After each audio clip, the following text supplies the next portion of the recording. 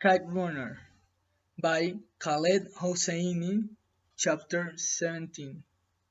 Rahim Khan slowly uncrossed his legs and leaned against the bare wall in the very deliberate way of a man whose every movement triggers a spike of pain. Outside, a donkey was braying and someone was shouting something in Urdu. The sun was beginning to set, glittering red through the cracks between the ramshackle buildings. It hit me again, the enormity of what I had done that winter and that following summer. The names rang in my head: Hassan, Sorab, Ali, Farsana, and Sanaubar.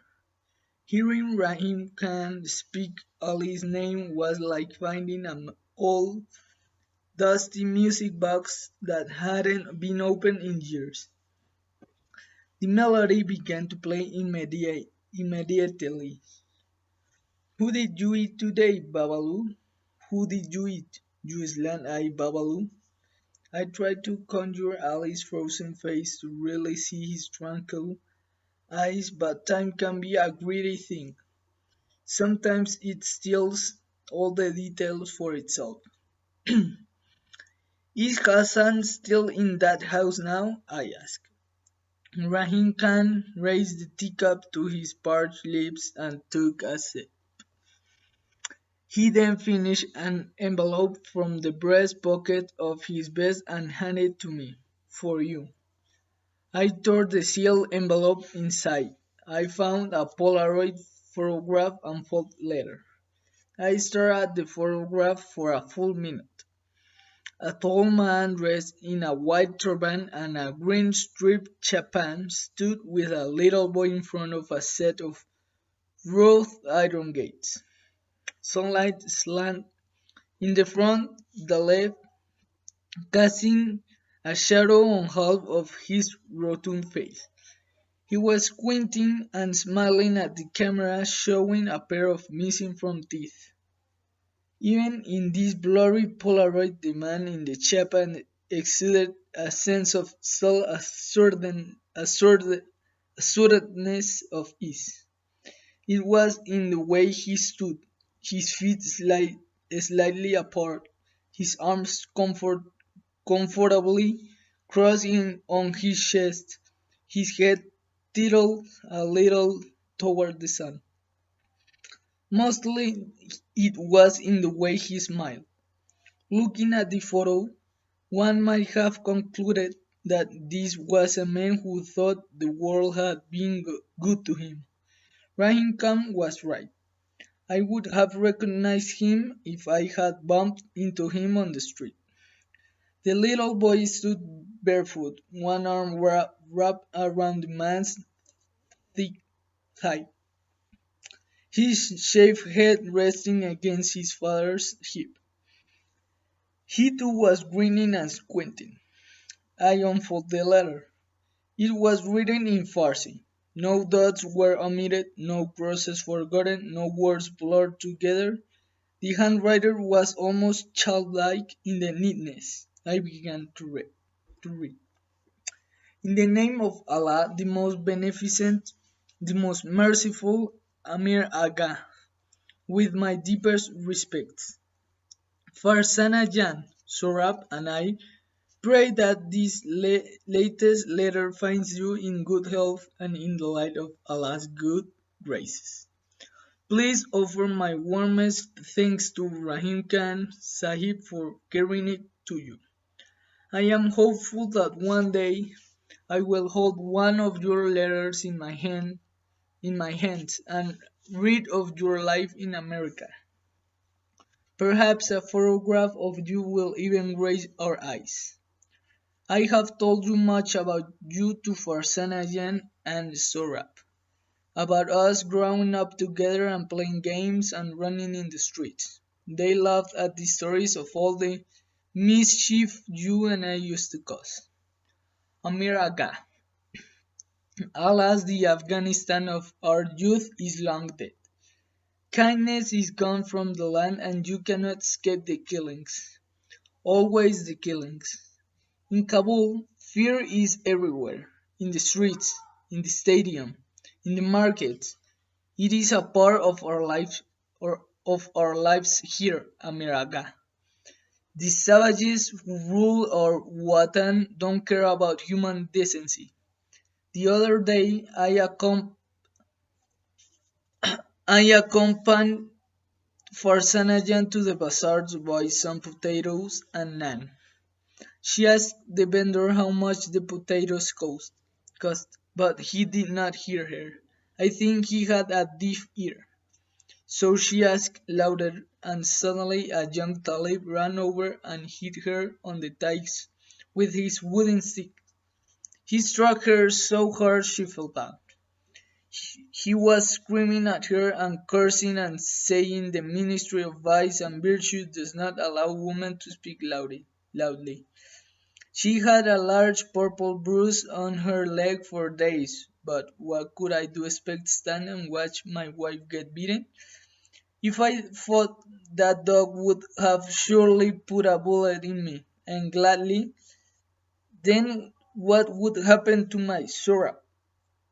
The streets are full enough already of hungry orphans, and every day I thank Allah that I am alive. Not because I fear death, because my wife has a husband and my son is not an orphan. I wish you could see Sora. He's a good boy. Rahim Khan Sahib and I taught him to read and write, so he does not grow up stupid like his father. And can he shoot with that slingshot? I take Sora around Kabul sometimes and buy him candy. There is still a monkey man in Share now, and if we run into him, I pay him to make his monkey dance for Sora. You should see how he laughs. The two of us often walk up the cemetery on the hill. Do you remember how we used to sit under the pomegranate tree there and read from the Shahnameh? The droughts have dried the hill and tree hasn't borne fruits in years. But Sorab and I still sit under its shade and I read to him from the Shahnameh. It is not necessary to tell you that his favorite part is the one with his namesake, Rustam and Sorab. Soon he will be able to read from the book himself. I am very proud and very lucky father. Amir Aga. Ramir Khan Sahib is quite ill. He cuts all day and I see blood on his sleeve when he wipes his mouth. He has lost much weight and I wish he would eat a little of the shorwa and rice that Farsana Jan cooks for him. But he only takes a bite or two, and even that I think is out of courtesy to Farsana Jan. I am so worried about this dear man, I pray for him every day. He's leaving for Pakistan in a few days to consult some doctors there, and inshallah he will return with good news. But in my heart I fear for him. Farsanajan and I have told little Sorab that Rahim Khan Sahib is going to be well. What can we do? He's only 10 and he adores Rahim Khan Sahib. They have grown so close to each other. Rahim Khan Sahib used to take him to the bazaar for balloons and biscuits, but he is too weak for that now. I have been dreaming a lot lately, Amiraga. Some of them are nightmares, like hand corpses rotting in soccer fields with blood-red grass. I wake up from those short of breath and sweetie. Mostly, though, I dream of good things and praise Allah for that. I dream that Rahim Khan Sahib will be well. I dream that my son will grow up to be a good person, a free person, and an important person. I dream that Lola flowers will bloom in the streets of Kabul again, and rhubarb music will play in the samovar houses, and kites will fly in the skies. And I dream that someday you will return to Kabul to revisit the land of our childhood. If you do, you will find an old faithful friend waiting for you. May Allah be with you always. Hassan. I read the letter twice. I folded the note and looked at the photograph for another minute. I pocketed both. How is he? I asked. That letter was written 6 months ago, a few days before I left for Peshawar. Rahim Khan said. I took the Polaroid the day before I left. A month after I arrived in Peshawar, I received a telephone call from one of my neighbors in Kabul. He told me this story. Soon after I took my leave, a rumor spread that a Hazara family was living alone in the big house in Wazir Akbar Khan, or so the Taliban claimed. A pair of Talib officials came to investigate and interrogated Hassan. They, they accused him of lying when Hassan told them he was living with me, even though many of their neighbors, including the one who called me, supported Hassan's story.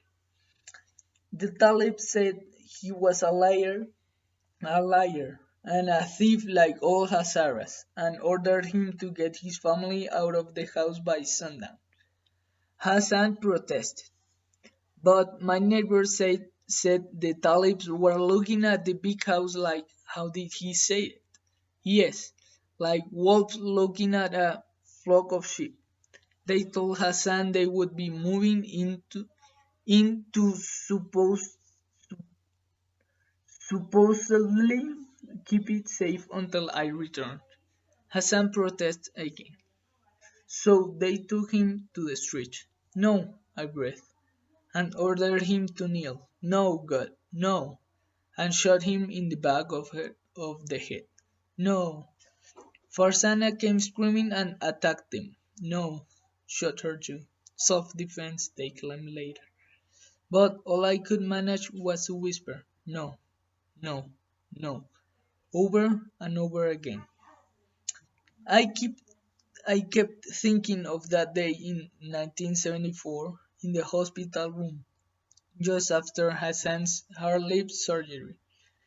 Baba, Rahim Khan, Ali, and I huddled around Hassan's bed, watched him examine his new lip in a handheld mirror. Now everyone in that room was either dead or dying, except for me. Then I saw something else, a man dressed in a herringbone vest, pressing the muzzle of his Kalashnikov to the back of Hassan's head. The, the blast echoes through the street of my father's house. Hassan slumps to the asphalt. His life of unrequited loyalty drifting from him like the wind-blown kites he used to chase. The Taliban moved into the house, Rahim Khan said. The pretext was that they had evicted a trespasser. Hassan's and Farzana's murders were dismissed as a case of self-defense. No one said a word about it. Most of it was fear of the Taliban, I think, but no one was going to risk anything for a pair of Hazara servants. What did they do with Sorab? I asked. I felt tired, drained. A cutting fit gripped Rahim Khan and went on for a long time. When he finally looked up, his face was flushed and his eyes bloodshot. I heard he's in an orphanage somewhere in Karteseh, Amirjan. Then he was coughing again. When he stopped, he looked older than a few moments before, like he was aging with each coughing fit. Amirjan, I summoned you here because I wanted to see you before I die. But that's not all. I said nothing. I think I already knew what he was going to say. I want you to go to Kabul. I want you to bring Sorab here, he said. I struggled to find the right words. I barely had time to deal with the fact that Hassan was dead. Please hear me. I know an American pair here is in Peshawar, a husband and wife named Thomas and Betty Caldwell. They are they are Christians and they run a small charity organization that they manage with private donations. Mostly they house and feed Afghan children who have lost their parents. I have seen the place. It's clean and safe. The children are well cared for, and Mr. and Mrs. Caldwell are kind people. They have already told me that Sorab would be welcome to their home, and Rahim Khan, you can be serious. Children are fragile, Amiryan. Kabul is already full of broken children, and I don't want Sorab to become another. Rahim Khan, I don't want to go to Kabul. I can't, I said. Sorab is a gifted little boy. We can give him a new life here, new hope, with people who would love him. Thomas Aga is a good man and Betty Kanum is so kind. You should see how she treats those orphans. Why me? Why can't you pay someone here to go? I'll pay for it if it's a matter of money. It isn't about money, Amir. Rahim Khan roared. I am dying. I'm a dying man, and I will not be insulted. It has never been about money with me. You know that. And why you? I think we both know why it has to be you, don't we? I didn't want to understand that comment, but I did. I understood it all too well. I have a wife in America, a home, a career, and a family. Kabul is a dangerous place, you know that, and you'd have me risk everything for I stop. You know, Rahim Khan said one time when you weren't around, your father and I were talking, and you know how he always worried about you in those days. I remember he said to me, Rahim, a boy who won't stand up for himself becomes a man who can't stand up to anything. I wonder, is that what you've become? I dropped my eyes. What I'm asking from you is to grant an old man his dying wish, he said gravely. He had gambled with that comment, played his best card, or so I thought then. His words hung in limbo between us, but at least he'd know what to say. I was still searching for the right words, and I was the writer in the room. Finally, I settled for this. Maybe Baba was right. I'm sorry you think that, Amir. I couldn't look at him, and you don't? If I did, I would not have asked you to come here. I toyed with my wedding ring. You've always thought you highly of me, Rahim Khan, and you've always been far too hard on yourself. He hesitated. But there's something else, something you don't know. Please, Rahim Khan. Sanobar wasn't Ali's first wife. Now I looked up.